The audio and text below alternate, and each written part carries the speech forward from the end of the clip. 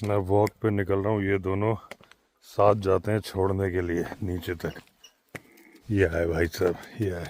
चलो चलो चलो, बस यही नीचे तक जाना है, नीचे वहाँ वॉक पे नहीं लेके जाऊँगा, ठीक है। वहाँ लेपर्ड है, पता है ना, जिसने तो पकड़ लिया था एक बार, पर याद है, ऐसे पकड़ा था, ऐसे ऐसे ये दांत खोल रहे हो ना जो, तब तब नहीं खोल पाए थे।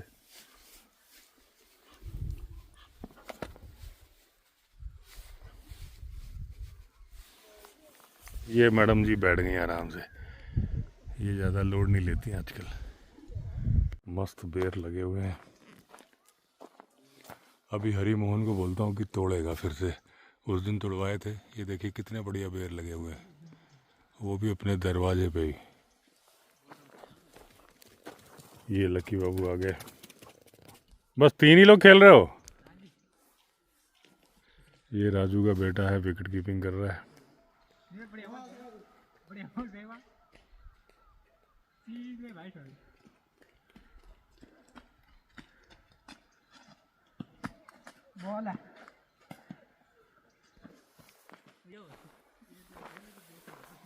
ये महाशय मेरे साथ चल पड़े, इनको भगाना पड़ेगा। चलो वापस चलो, वापस चलो, अंदर चलो, चलो अंदर, अंदर चलो, अंदर चलो, जाओ। 25 दिसंबर के बाद दिन बड़े होने लगते हैं। ये देखिए, यहाँ भी एक बार पहले बेर दिखा दूँ। ये देखिए,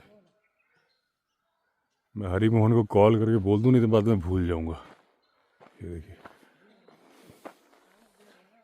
पहाड़ी नमक के साथ बहुत ही बढ़िया लगते हैं, भरे पड़े हैं, कोई कमी नहीं है।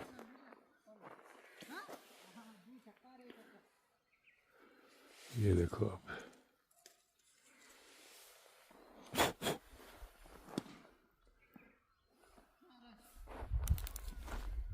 बढ़िया है, कीड़े वीड़े कुछ नहीं है। अभी मैंने बोल दिया हरीमोहन को कि तोड़ ले, फिर मैं भूल जाऊंगा ना। तो अभी लौट के आता हूँ वॉक से, फिर खाता हूँ नमक के साथ। एक बार आप देखो 360 डिग्री व्यू, वहाँ सामने से हो रही है कॉल बार्किंग डियर की। ये अच्छा भाई साहब, ये छुप छुप के आ रहे हैं इधर पे, मैंने देखा ही नहीं, मैं तो उधर। चलो वापस जाओ, भागो भागो। इसको मालूम है कि इसको पत्थर मारता हूँ ना तो भाव नहीं देता मुझे जब मैं पत्थर मारता हूँ तो। भाग भाग भाग भाग भाग भाग भाग भाग। ये देख पत्थर आया, ये देख आया आया आया आया आया। देखो डरता ही नहीं है, इसे पता है कि इसको नहीं मारता। थोड़ी देर मुड़ मुड़ के देखना पड़ेगा।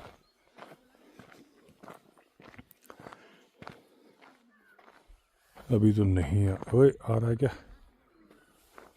अच्छा दोस्तों, अभी ये मौसम है जब रोहिणी के पेड़ में फूल आ जाए, फल पे वो चढ़ जाए। फूल क्या होते हैं, फल आ जाते हैं, जो कि नेचुरल सिंदूर होता है। अपने आप ही लगे हैं 2 पेड़, यहाँ सामने दिख गया तो आपको दिखा रहा हूँ। ये जो आपको लाल लाल दिख रहा है, बस ये फल तोड़ना है, हाथ में रगड़ लेना है, हाथ में सिंदूर तैयार।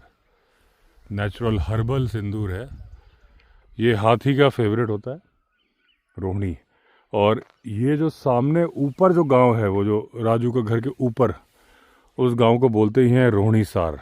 वहाँ रोहिणी के पेड़ बहुत होते थे, तो इसलिए गांव का नाम ही रख। गांव तो पूरा एक ही है, लेकिन एरिया जो गांव में होते हैं अलग अलग पैचेस होते हैं, तो उसका नाम रख दिया है रोहिणी सार। ये पेड़ जो दिख रहा है वही जगह है जहाँ टाइग्रेस ने उस बछिया को खाया था।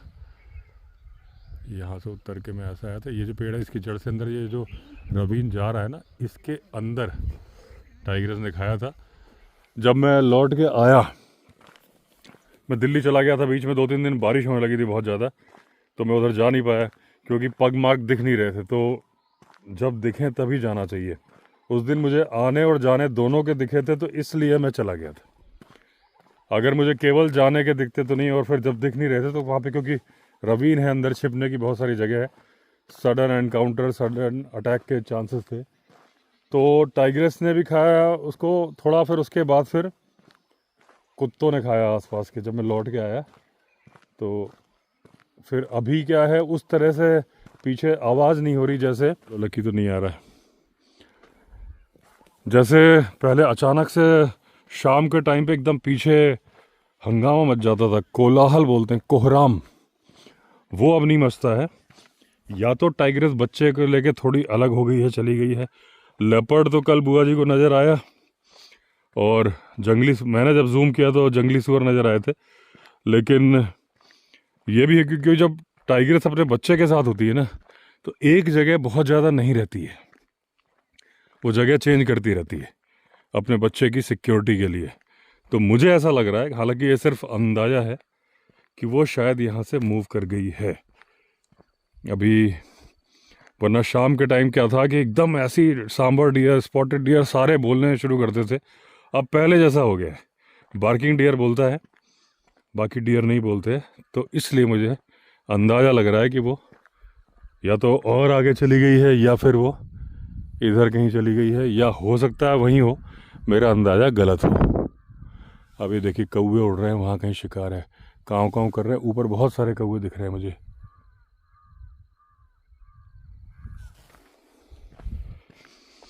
अभी दोस्तों आजकल 2-3 दिन से इतनी ज़्यादा मेहनत करनी पड़ रही है कि आप उसका अंदाज़ा नहीं लगा सकते।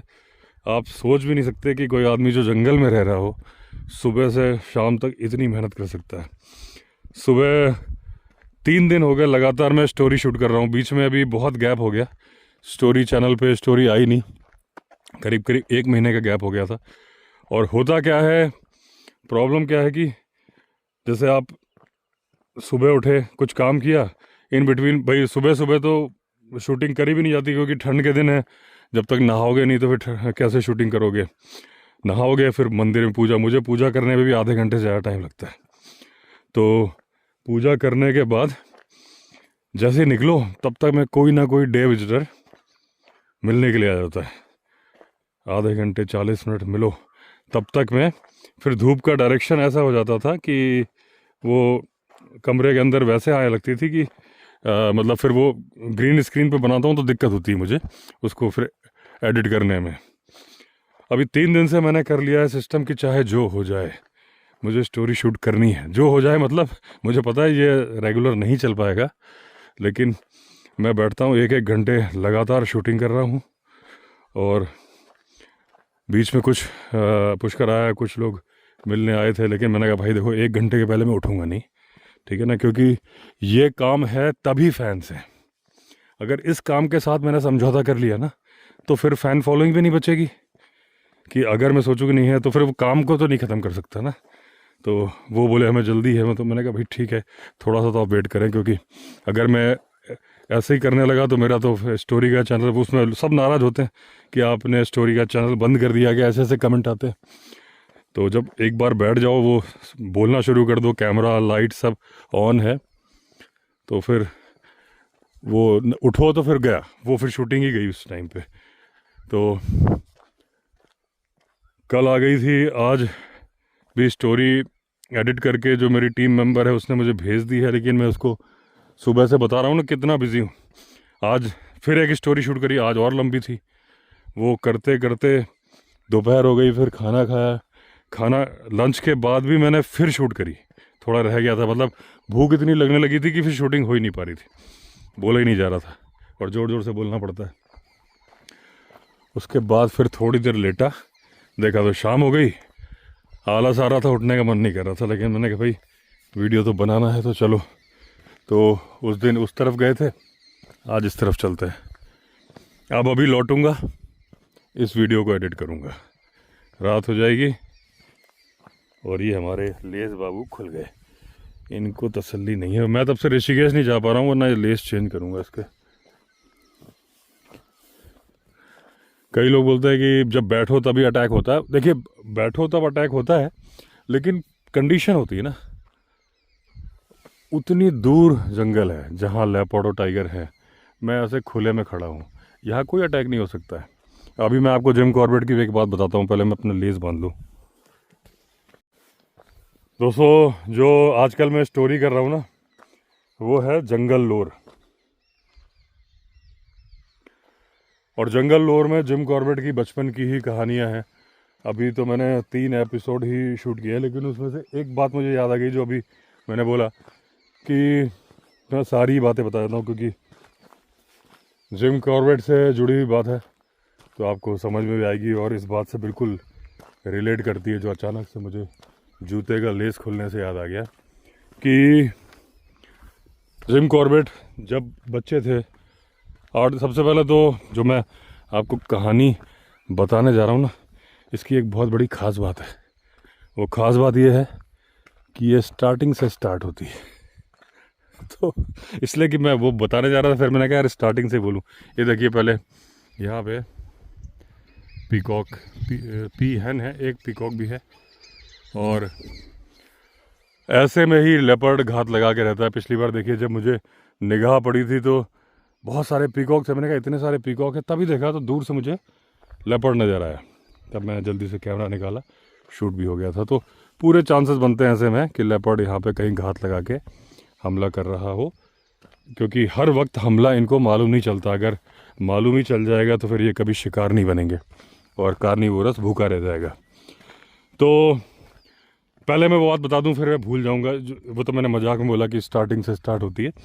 तो जो मैं बीच में चल रहा हूँ जिम कॉर्बेट, कई सारी बातें हैं जो बताने जा रहा हूँ। उसके पहले वो डायरेक्ट बात जो मैं बोल रहा हूँ कि एक कुत्ता था मैगोग, जो उनके भाई टॉम का था, और ये बच्चे थे। और स्ट्रेस कॉल भी हो गई, स्ट्रेस कॉल भी हो गई यहाँ पे। जो बोलता हूँ, मतलब कभी कभी कहा जाता है कि इंसान के जवान पर दिन में एक बार सरस्वती का वास होता है। लगता मेरे मुंह में अभी था, क्योंकि स्ट्रेस कॉल का मतलब ही नहीं है, इसका मतलब यहाँ पे है। ये जो बर्ड्स बोल रही हैं वो तो नॉर्मल है शाम के टाइम का उनका, लेकिन यहाँ पे है। तो वो कुत्ता था मैगोग, तो उसके साथ जा रहे थे एक बार ये यही मोरों के शिकार पे। वो शिकार खेलते थे, बचपन से ही खेलते थे। मेरे ख्याल से उनकी उम्र 10-11 साल की थी, और उनको बंदूक, एक जो भरमार बंदूक होती है ना, मज़ल लोडर बोलते हैं, उसमें क्या होता है, बंदूक में पहले उसको बारूद निकालो, भरो, फिर एक ऐसे ठोकने वाला होता है, उससे ठोको, उसके बाद फिर वो शॉट यानी वो छर्रे वो डालो, फिर वो ठोको।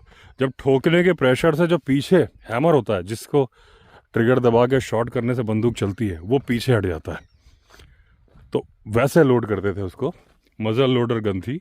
और मैगोग ये जा रहे थे, तो घना जंगल था, सुबह सुबह निकल गए थे, नया गांव की तरफ गए थे। तो उन्हें डर भी लग रहा था, जिम कॉर्बेट बच्चे ही थे, लेकिन उन्हें एक बात मालूम था बचपन से कि कभी भी जंगल में चलना है तो झाड़ी के नज़दीक नहीं चलना। जैसे वो झाड़ी है, उसके नज़दीक चलूँगा तो खतरा है मुझे, इसके किनारे किनारे चलूँगा ना तो पहले तो वो टोह लेगा। अब ये देखिए पीकॉक थोड़ा ऊपर चढ़ गए हैं, और फिर वो मूड बनाएगा, हमला करने की हिम्मत करेगा, क्योंकि इंसान उसका रेगुलर शिकार नहीं है। अगर तो उसको खाने की कमी है, वो सोच ले इंसान पे हमला करेगा तो हमला वहीं करेगा। अगर मैं यहाँ चल रहा हूँ तो बिल्कुल हमला नहीं करेगा, क्योंकि 15 फीट के दायरे से बाहर हूँ। वो जिसमें छलांग मारता है उसका कॉन्फिडेंस आ जाता है कि मैं इस पर जंप करूँगा तो सामने वाले को दबोच लूँगा। तो जिम कॉर्बेट भी इतनी चौड़ी जगह नहीं थी जितने मैं चल रहा हूँ, लेकिन वो भी एक रोड पे चल रहे थे, तो रोड के सेंटर में चल रहे थे कि क्योंकि दोनों तरफ झाड़ियाँ थी, तो कोई संभावित हमला, और बोले वहाँ पे टाइगर भी थे, लेपर्ड भी थे, तो कोई हमला ना कर दे। और जब वो उस रोड पे चलते चलते गेम ट्रैक आया। गेम ट्रैक मतलब वो जो जंगली जानवरों के चलने से रास्ता बना हुआ होता है ना, अभी दिखाता हूँ आपको। देखिए गेम ट्रैक किसको बोलते हैं।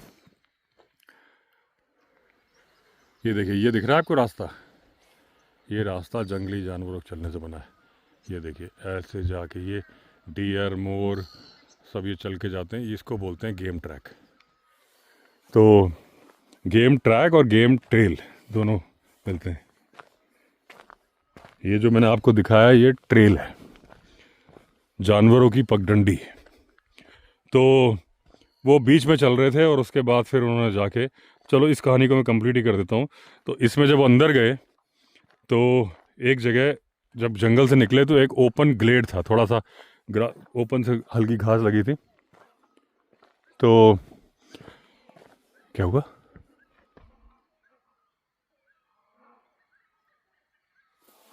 ग्राउल आ रही है,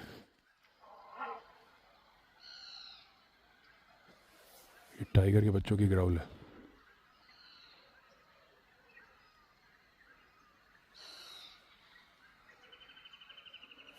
मैंने जूम कर दिया ताकि आवाज़ आए।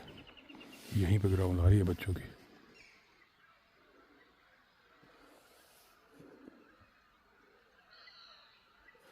इसलिए स्ट्रेस कॉल हुई थी।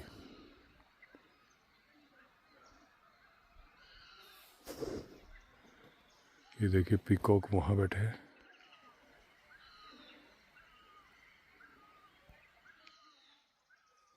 और यहाँ से ग्राउल आ रही है। मेरे ख्याल से रिकॉर्ड हो गई होगी इसमें। अब तो चुप हो गए। अब कोई भरोसा नहीं कब बोलेंगे। चलते हैं। लेकिन ये टाइगर के बच्चों की आवाज़ है, ये लेपर्ड की आवाज़ नहीं है। थोड़ी महीन सी आवाज़ होती है ना टाइगर के बच्चों की। वो आपस में एक के ऊपर एक चढ़ रहे होंगे।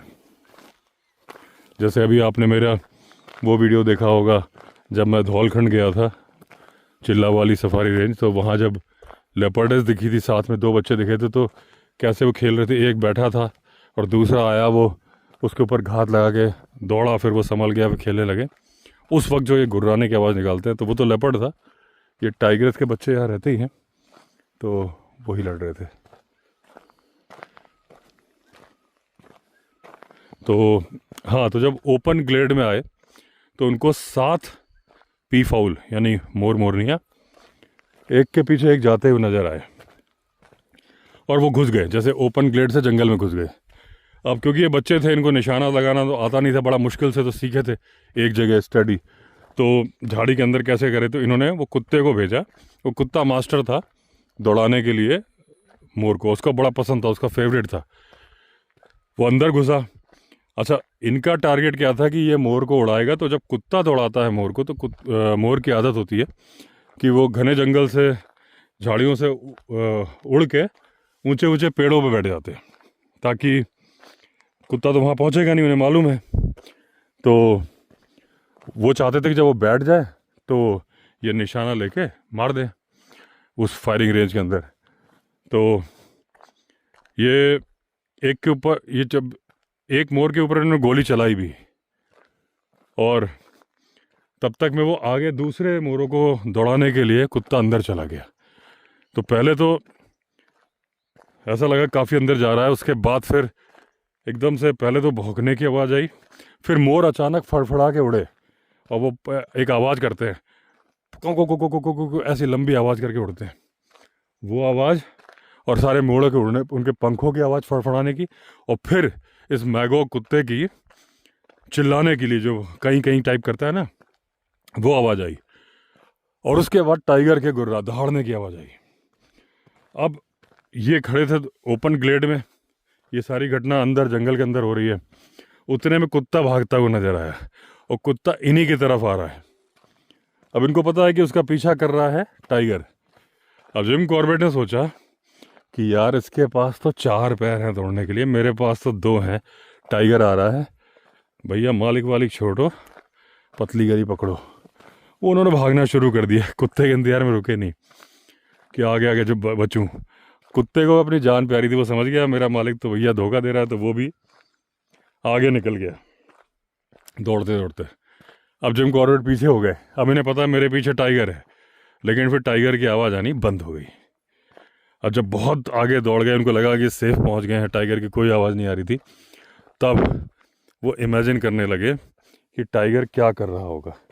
तो वो बोले टाइगर पक्का बैठ गया होगा, उकड़ू जैसे बैठता है ना, पिछला हिस्सा नीचे रख के आगे को।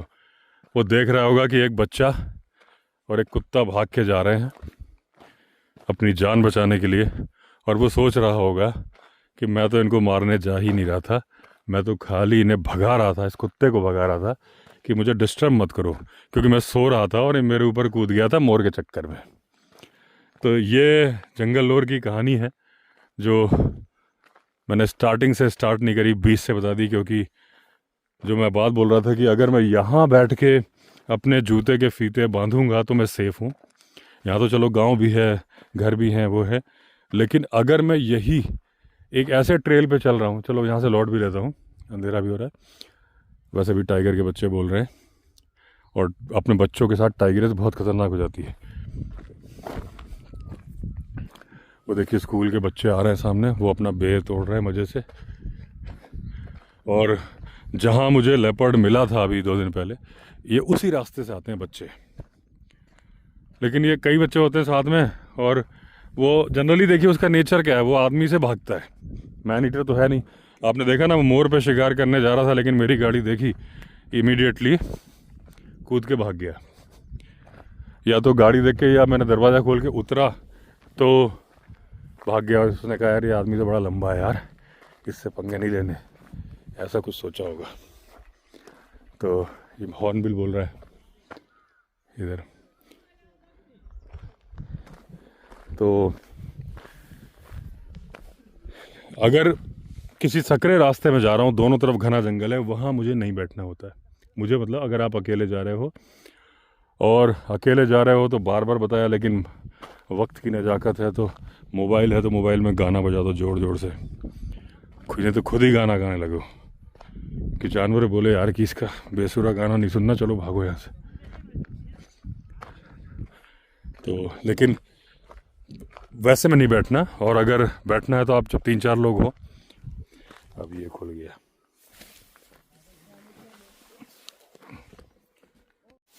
अब तो मैंने इतनी खींच के बांधा है ना लेस, कि उस लेस की भी आत्मा पुकार पुकार के बोल रही होगी गलती हो गई।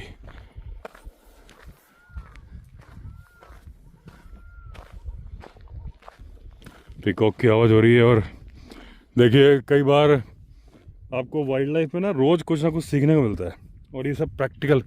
कुछ बातें आपको पढ़ के मालूम चलती है, कुछ प्रैक्टिकल नॉलेज से मालूम चलती है। तो जैसे स्ट्रेस कॉल, तो शुरू से मुझे मालूम है कि भाई ये स्ट्रेस कॉल तो इस बात की है कि भाई ये इसने कुछ देख लिया है। तो फ़ोन आ जाए तो बस भूल जाते हैं सरट। हाँ, पिकॉक की जो बात है कि जो स्ट्रेस कॉल तो ठीक है, लेकिन जो एक नॉर्मल कॉल जो शाम के टाइम पे अक्सर सुनाई देती थी बारिश में, जब मैं ऐसे वॉक करता था तो एक लंबी लंबी आवाज़ आती थी। तो जनरली जैसे एक अटेंडेंस कॉल तो अलग होती है, एक बार करता है जो, लेकिन वो कॉल भी नॉर्मल कॉल में समझता था कि भाई ये डर नहीं रहे हैं, क्योंकि डरने पे तो ये स्ट्रिप पैप करके आवाज़ निकालते हैं। लेकिन उस दिन जब वो लेपर्ड भागा और जिस तरह से वो मोर चिल्लाए, तो वो वही आवाज़ है जो रोज़ मैं यहाँ सुनता था। तो ऐसा नहीं है कि वो स्ट्रेस कॉल करेंगे तभी वहाँ पे प्रेडेटर है। जब ऐसी आवाज़ लंबी लंबी करते हैं वो, तो वो भी प्रेडेटर को देख के करते हैं। वार्निंग कॉल है। ये बात मुझे बिल्कुल आमने सामने मालूम चली कि बिल्कुल लेपर्ड बगल में है और वो वाली आवाज़ निकाल रहे हैं। अब बाकी जो दूसरी स्टोरी में बोल रहा था कि अपनी कहानी में ट्विस्ट है कि वो स्टार्टिंग से स्टार्ट होती है। तो उसमें क्या था कि जिम कॉर्बेट कालाडूंगी का जो इलाका था, हालांकि तब तक उन्होंने वो आसपास की ज़मीन खरीदी नहीं थी। जो गांव बसाया था ना इन्होंने, तो वो नहीं खरीदी थी। गांव तो इन्होंने 1915 में बसाया था। मेरे ख्याल से 1500 रुपये में वो ज़मीन खरीदी थी, और बाद में उसका लगान भरते रहे। वो एक लेटर भी है मेरे पास, मैं उसके बारे में अलग बताऊंगा, नहीं तो अभी अपनी ये कहानी स्टार्टिंग से स्टार्ट नहीं होगी फिर। तो 14 बच्चे थे। वो जो कॉल हो रही ना, ये सिर्फ मैं इसको अटेंडेंस कॉल समझता था, लेकिन ये ज़रूरी नहीं है कि अटेंडेंस कॉल हो, वो कर भी सकते हैं। और ये ठीक वही जगह है जहाँ टाइगर के कब्स के लड़ने की आवाज़ आई थी। 99% रिकॉर्ड हो गई होगी, एडिटिंग पे देखूँगा। तो 8 से 18 साल के 14 बच्चे थे, अंग्रेज़ों के बच्चे, जो कि कालाडूंगी में वहाँ पे खेला करते थे। इनके घर तो था, लेकिन वहाँ गांव नहीं बसाया था। तो वहाँ पे जो बोर कैनाल है, उसका भी मैंने एक वीडियो बनाया है। तो अब वही कैनाल थी जिसके बारे में उन्होंने चर्चा करी है कि दूसरी थी मुझे नहीं मालूम, क्योंकि सर हेनरी रामसे ने बनवाई थी। वो इनके फैमिली फ्रेंड भी थे, इनकी बड़ी ऐसी जान पहचान थी। तो मुझे पता नहीं कि उस टाइम पे वही थी, लेकिन मैंने एक बोर कैनाल का वीडियो बनाया था जो कि कॉर्बेट के टाइम पे ही बनी थी। लेकिन ये जो कहानी है जब वो तब की है जब वो कॉर्बेट बच्चे थे। तो हो सकता है कि वही कैनाल रही हो, बाद में उसको और पक्का कर दिया गया हो। तो उसमें इरिगेशन के लिए गेट बने हैं, उसका भी जिक्र है। और वो 10 फीट चौड़ी 3 फीट गहरी कैनाल थी, और कुछ जगहों पे सर हेनरी रामसे ने उसे 6 फीट का करवा दिया था। तो जिम कॉर्बेट सबसे छोटे थे, 8 साल के थे उस टाइम पे। तो जो गांव की उन लड़कियों में जो 14 लोगों का ग्रुप था, उसमें जो लड़कियां थी वो डेली नहाने जाती थी उस कैनाल में, संडे छोड़ के। और उसके बारे में कॉर्बेट ने लिखा है कि लड़कियां संडे को क्यों नहीं नहाती थी, मुझे समझ नहीं आता। तो वो इनकी ड्यूटी थी, क्योंकि सबसे छोटे बच्चे थे, कि ये गार्ड बन के वहाँ बैठेंगे कि कोई जेंट्स वहाँ ना आए, क्योंकि आसपास लोग लकड़ियाँ इकट्ठा करने भी जाते थे। तो ये वहाँ रखवाली करते थे। और उस टाइम पे नाइट स्विमिंग सूट नहीं होते थे, तो नाइट ड्रेस पहन के लड़कियाँ नहाती थी। तो वो इनसे बोलती थी कि तुम जब हम नहाया करें तो मुँह उधर कर लिया करो। तो इन्होंने मुँह उधर किया तो उनको आवाज़ आने लगी, दूसरे बच्चे जो थे गुलेल लेके जंगल में शिकार करने जा रहे हैं। तो बड़ा अफसोस कर रहे थे कि वो तो जा रहा है शिकार करने, इन लोगों ने मेरी ड्यूटी लगा दी है ज़बरदस्ती यहाँ खड़े होने की। बोलिए, ये जो कॉल है ना, ये अटेंडेंस कॉल नहीं है। ये उस दिन लेपर्ड बगल में था तो ऐसे चिल्लाए थे मोर, लंबी कॉल। तो लेकिन वो बोले इस बात का एडवांटेज मुझे ये था कि जो लड़कियां प्लान बनाती थी लड़कों को प्रैंक करने का, वो मुझे मालूम चल जाते थे, क्योंकि मैं उनके पास ही भले ही मुंह उधर होता था, बातें सुनता रहता था। तो उसमें 2 लड़के थे। एक तो उसके पहले एक चुड़ैल की घटना ही बताई थी, बंसी नाम की चुड़ैल। तो डेंसे करके एक बंदा था, एक नील। तो डेंसे बता रहा था कि यहाँ पे चुड़ैल रहती है, और बॉन फायर करके जंगल में बैठे थे लड़के लड़कियाँ, और लड़कियाँ बहुत डर रही थी। वो एक लड़की दूसरे से बोलती है। ये पूरी स्टोरी आपको सुनना हो तो मेरा जो दूसरा चैनल है विवेक अवस्थी वाइल्ड लाइफ स्टोरीज़, उसमें ये पूरी स्टोरी पड़ी हुई है। अभी तो मैं इंटरेस्टिंग पार्ट बता रहा हूँ। तो वो बोली मुड़ के मत देखो, मुझे डर लग रहा है। फिर आधी रात को बंसी चुड़ैल का बता रहे हैं कि वो उनको लगा कि वो घटना कुछ बंसी चुड़ैल जैसी है। बंसी चुड़ैल क्या थी कि रात को अचानक, ये देखिए,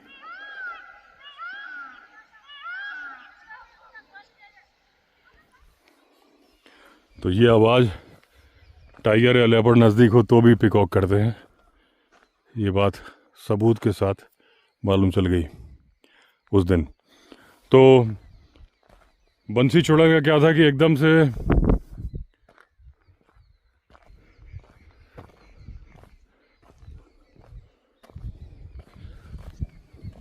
ये अभी जेसीबी ने जो खोदा खादा है ना, ये सब उसके लिए, पानी के लिए, मतलब कटाव को रोकने के लिए ऐसे मिट्टी चढ़ा दी है। दीवार वगैरह नहीं बन रही, मुझे बता रहे थे, बस मिट्टी से बोल रहे हैं पानी इधर को रहेगा। देखते, मुझे लग रहा है बहाना दे पानी। तो ये इधर भी सामने कर दिया, ये जो जाने का रास्ता था, रास्ता एक उधर से भी है। तो वो काला डूंगी वाले घर में थे, उनकी बहन मागी भी थी। और मागी जो थी ना, वो उनकी सौतेली बहन थी, हाफ सिस्टर। शायद मदर एक थे और फादर अलग अलग थे, 1 साल बड़ी थी उनसे। तो बहुत ज़्यादा कानों को चीरती हुई आवाज़ आई, और हल्दू का एक पेड़ एक सामने लगा था। जब ये गए, इन्होंने टॉर्च मारी, पहले तो वो आवाज़ दोबारा आई, और बोले उस आवाज़ को मैं आपको बता नहीं सकता कैसी आवाज़ थी, कानों को चीरती हुई, और एक कठफोड़वा की आवाज़ भी उसमें मिक्स कर दो। तो एक बहुत बड़ा उल्लू जैसा जानवर था, जो कि उल्लू नहीं था, काले रंग का था, और वो चुड़ैल की आवाज़ निकाल रहा था हल्दू के पेड़ से। और जब जब वो आवाज़ निकाल रहा था तो अपना मुंह स्वर्ग की तरह, हेवन की तरफ कर रहा था। तो ये उन्होंने बंसी चुड़ैल की घटना बताई थी। एक घटना जो उन्होंने बताई, जो प्रैंक करना चाह रही थी लड़कियां लड़कों के साथ, तो उसमें उन्होंने डेंसे को शामिल किया नील के अगेंस्ट। वो 2 लड़के थे जो बड़े स्मार्ट से थे, एक लंबा दुबला था, वो था नील, और एक गठीले बदन का, जैसे कि ग्रिजली बेयर हो, वो था डेंसे, हाइट में छोटा था।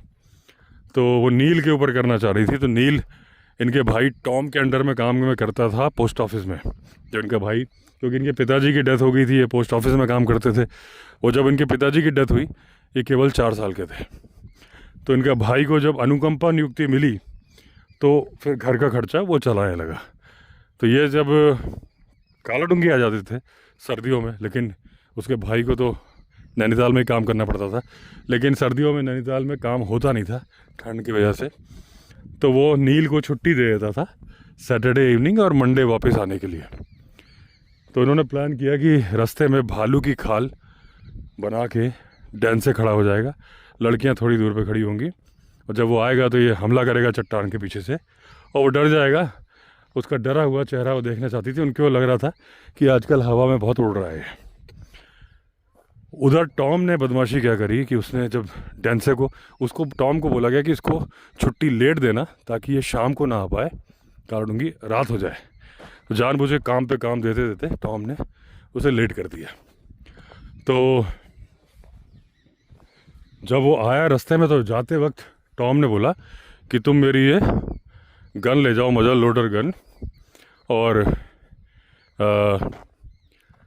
ज़रूरत पड़े तो तभी फायर करना। इधर डेंसा खड़ा था, नील गाना गाते हुए आ रहा था। बाद में लड़कियों ने बोला कि उसका गाना बड़ा ही इम्प्रेसिव लग रहा था, क्योंकि बहुत अच्छी आवाज़ में गा रहा था।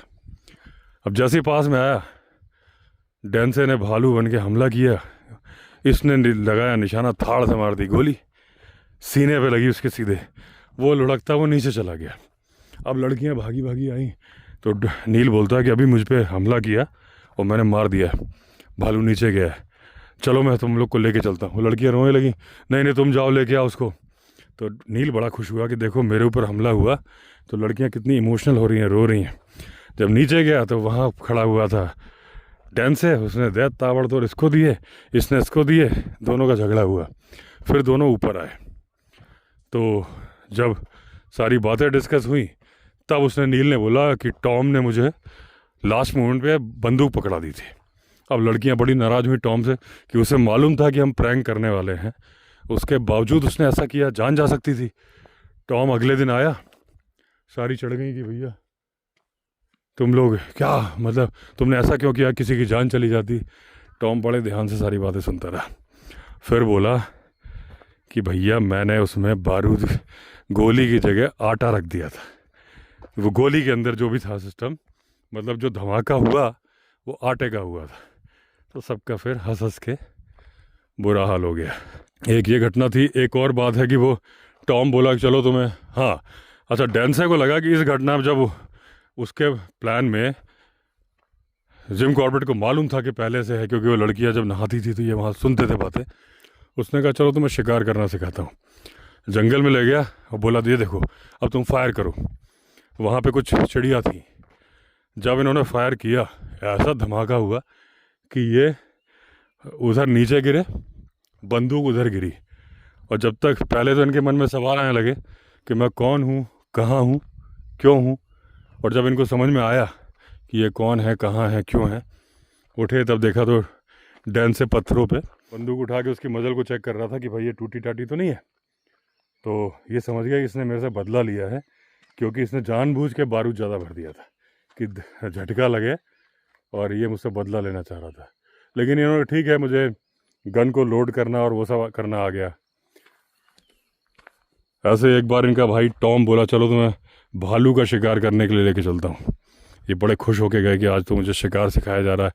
फिर एक पत्थर पे, ऐसे एक पत्थर था, उस पर टॉम ने बोला तुम यहाँ बैठ जाओ, मैं वहाँ एक पेड़ पे बैठ रहा हूँ, अगर भालू आता हुआ नज़र आए तो मुझे बताना, और अगर तुम्हें लगे कि तुम, और बंदूक भी दे दी एक, उसके पास मजल लोडर राइफ़ल थी और इनको दे दी मजल लोडर शॉटगन। बोले तुम गोली चलाना, तुम्हें निशाना लगाना आ चुका है जैसे पत्थर पे बैठे हैं, और अगर तुम्हें लग रहा है कि नहीं कर पाओगे तो तुम मुझे भाग के वहाँ आके बताना कि नहीं है, मतलब भालू आ रहा है तो मैं शिकार कर लूँगा। अब इनको लगा कि एक भालू आ रहा है। अब ये नीचे उतरे, और जब नीचे उतरे थोड़ा आगे बढ़े, इनको लगा इनके ऊपर ही छलांग मारी है भालू ने। डर गए, देखा तो एक पेड़ की डाल टूट के गिरी थी। वो पेड़ जो हल्के हल्के टहनियाँ होती हैं, भालू उनको तोड़ा करते थे, तो कभी कभी ढीली करके छोड़ देते थे, हवा से गिरी थी। ये वापस चढ़े उस पेड़ उस चट्टान पे बैठ गए। ये बोले भैया मेरे बस की नहीं है जाना। थोड़ी देर में टॉम आया कि तुम ठीक तो हो, कोई दिक्कत तो नहीं है। तो ये बोले अब कोई दिक्कत नहीं, पहले तो थी दिक्कत। फिर उसके बाद ये आ गए, उस दिन भालू मिला नहीं। तो लेकिन इनके जो जंगल के एक्सपीरियंस हैं जो बचपन में हुए थे, ऐसे ही टॉम के साथ एक बार ये मोर मारने गए थे। लंबी लंबी घास थी, वो ओस से भीगी हुई घास जो कि टॉम की कमर तक आ रही थी, इनकी गर्दन तक आ रही थी। तो जब गए, टॉम ने बोला गोली चलाओ। टॉम ने बोला पहले आगे जाओ, आगे जाके वहाँ से गोली चलाना। एक जगह रुके तो टॉम ने इशारा, हल्की सी सीटी बजाई, ये उनको बुलाया पास में, बोला कि ये फायरिंग रेंज थोड़ी थी जहाँ तुम मार रहे हो। बोले मैं फायर थोड़ी ना कर रहा था, मैं तो उसको लोड कर रहा था।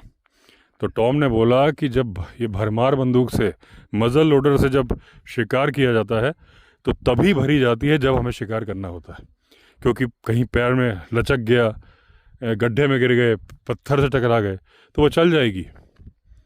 तो फिर उन्होंने कहा जाओ तुम एक बार फिर ट्राई करो। ये दोबारा गए, इन्होंने शॉट मारा लेकिन इनका शॉट लगा नहीं। फिर टॉम ने कुछ शिकार किए और ये वापस आ गए। तो दोस्तों इस तरह से जंगल के शिकार की कहानी, जंगल लोर की कहानी, और ऐसी कहानी जो अपनी स्टार्टिंग से स्टार्ट होती थी वो मैंने सुनाई, एंड में जाके एंड हो गई। अगर आपने चैनल सब्सक्राइब नहीं किया तो चैनल सब्सक्राइब कर लीजिए। फिर मिलते हैं, तब तक के लिए all the best. Vande Mataram.